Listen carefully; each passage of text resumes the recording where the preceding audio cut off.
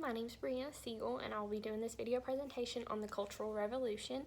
And to start it off, the Cultural Revolution was kind of like a power strategy by Mayo to regain his power. Now we're going to get back to that, and I'm going to start with the kind of chain of events that kind of led up to the Cultural Revolution. Now the 100 Flowers campaign was issued kind of by the government to allow more like a freedom of speech and allow intellectuals to kind of criticize the government in a way.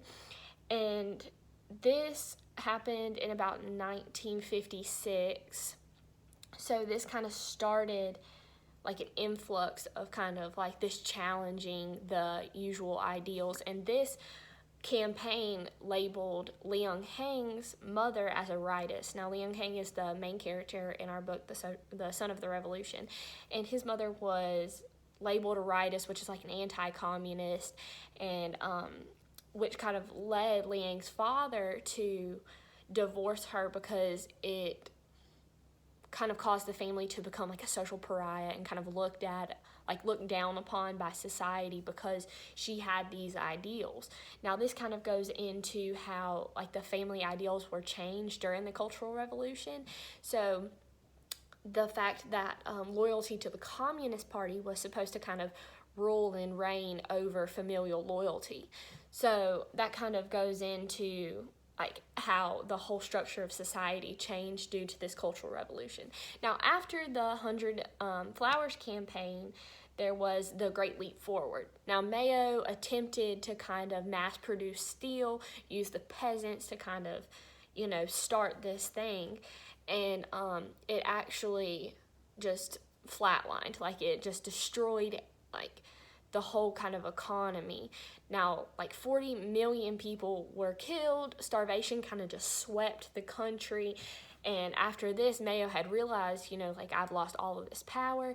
Now he went for an absence of about 5 years. And then whenever he showed up again was when the Cultural Revolution started in about 1967, I believe. And so that's when the Cultural Revolution started. Now he tried to push these ideals of like wiping out the capitalist ideals and bring back the true communist beliefs. Now whenever he was doing this, he used the youth of China, which he kind of created this group called the Red Guards. Now the Red Guards were a group of the young people of China who proved their loyalty to Mayo and his ideas by going and doing all of the dirty work for Mayo and kind of destroying all the remnants of the capitalist ideals and sweeping the nation of everything that would kind of challenge what he believed and what he wanted the society to become. Now this kind of started and catalyzed the violence in the nation because it started like rebellions against people like destroying these things. And now we saw a example of this in the Son of the Revolution, where the Red Guards kind of swept Liang's house and took books, artwork, and even money from his father and burned them because they didn't want anything to do with the capitalist ideals. Now, kind of going off of that goes into kind of the familial loyalty.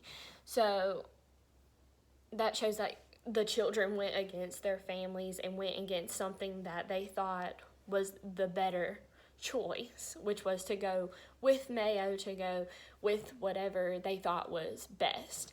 Now, you might say, why did these people believe Mayo? Well, propaganda. Propaganda is the use of like posters and like commercial stuff to influence a population.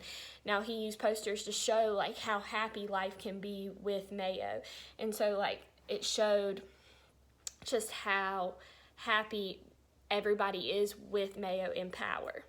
Now Mayo kind of criticized the intellectuals, and he wanted them dead because they would challenge his ideals.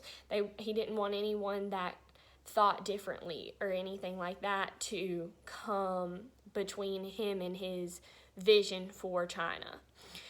So kind of looking at it, like Mayo, he was power hungry and he just wanted this communist ideal for the country. So